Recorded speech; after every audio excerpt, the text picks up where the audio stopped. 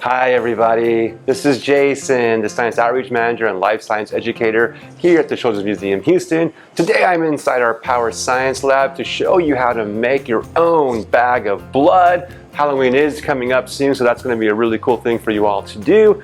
And this is being brought to you by Texas Children's Hospital. So to start, I just want you all to understand that blood is the most important fluid in your body. And all the different components of blood, there are 4 of them, do a very specific function to help your body out. So let's go ahead and first show you what we're going to be using for these different components of blood. This right here will be the plasma. I'll tell you what plasma is in a moment. It's 3/4 corn syrup, 1/4 cup water, and some red food coloring. Now plasma is actually yellow, but you know that blood is this reddish color, so that's why I made it red for y'all. Then you're going to need 5 red pipe cleaners for your red blood cells, 1 white pipe cleaner for your white blood cells, and then over here, go ahead and grab yourselves a measuring spoon set and some rice, and the rice will be your platelets. Okay, so let's go ahead and make this bag of blood really quickly. Your plasma, it's about 55% of your blood in total. It's mainly water. It has some glucose in it, some proteins in it, some salts in it, but for the most part, all it really does is keeps all the other components together and helps move all those components throughout your body. But plasma is also very important if you ever donate blood. Lots of people need plasma, so it's just important as everything else, even though it's more of just a cohesion element. So get yourself a bag, any kind of size bag, and go ahead and pour inside your plasma. There we go. And you're on your way. Now, I told you that plasma is actually yellow. The reason why blood looks red is because of your red blood cells. And your red blood cells have something very special in them called hemoglobin. It's sort of like this iron-rich protein that helps transport oxygen in the blood to the rest of your body, like your muscles and organs and things like that. So within your red blood cell, of the dry weight, 94% of it is hemoglobin. Of all the weight, including the water, 35% is hemoglobin. So it's really, really rich in this iron, and this iron has this reddish tint to it, and when it's inside the plasma and moving around, if it's really iron rich, it's really, really dark red. If it's iron depleted or oxygen depleted, it's really, really light red. So that's why there's iron put into certain foods and the vitamins, because you need this iron for your hemoglobin to work properly, and you want your hemoglobin to work properly so you can have oxygen-rich blood delivered to your cells, and then you can take the deoxygenated blood back to your lungs and reoxygenate it, and the hemoglobin takes care of all that.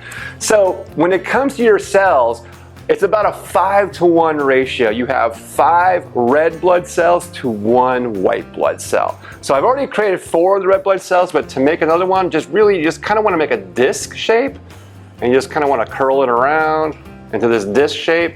And when you get towards the end, you can flip it over and then do like that. And then you have your nice little disc shaped red blood cell. And then you just take those and you go ahead and pop them into your bag of blood. And they'll kind of float on top for a minute. Okay, now your white blood cells. What your white blood cells do is they are your first fight for your immune system. They are going to go into action if you have like a virus or a bacteria that's not good for you in your body. So for the most part, the 5-to-1 ratio of red blood cells to white blood cells is really good, but when you start to get sick, you'll start to produce more white blood cells in order to attack that foreign matter, okay? So right now we're just gonna have a normal white blood cell and red blood cell ratio, and really this one you just kind of curl up into a ball, to a little ball. But if you wanted to say, hey, I have sick blood or a sick body, you could add more of these. So that is your immune system cell. And there's different types of white blood cells, but for the most part, just know that they come into action when you are fighting infection. Now your platelets over here, this rice right here, they are incomplete cells, but they have a really, really important job. When you cut yourself, they go into action and start to stitch up that cut. They start to push the skin together so you don't keep bleeding. So it's things like that we kind of learn, like, oh, this is what our platelets are doing, that's why we stitch. When you have a really big cut and you can't stop bleeding and your platelets can't go into action quick enough or fast enough or have enough time to do it, that's why we have to stitch ourselves sometimes. But these are natural stitchers of minor cuts. So I'm gonna take about a tablespoon worth and pour it on in. All right, and then I'm gonna seal the bag up, and then I'm gonna shake it up, and then you have yourself your bag of blood right there. Really fun and easy to make. Now, if you make your bag of blood, you will notice that the plasma is sweet. That's okay. Your blood is kind of sweet. Some people have saltier blood, some people have sweeter blood, and that's because you do have glucose in your blood as well. Now, if you make a bag of blood, please take some pictures of it or take a video. I'd really, really love to see that. And then go ahead and put it on our social media. We have Instagram, Facebook, we have Twitter, all that good stuff. If you're watching this on YouTube, go ahead and hit the subscribe button so that you can get all of our science videos, plus all the other content we have to offer. Our Mr. Oh Wow moments, our Tater Tot Tot tunes, story times, our art videos, all that good stuff. Okay, I hope you're having a really good day. I hope you have fun making a bag of blood. I hope to see you at the museum soon. Thanks a lot for joining me. Bye for now.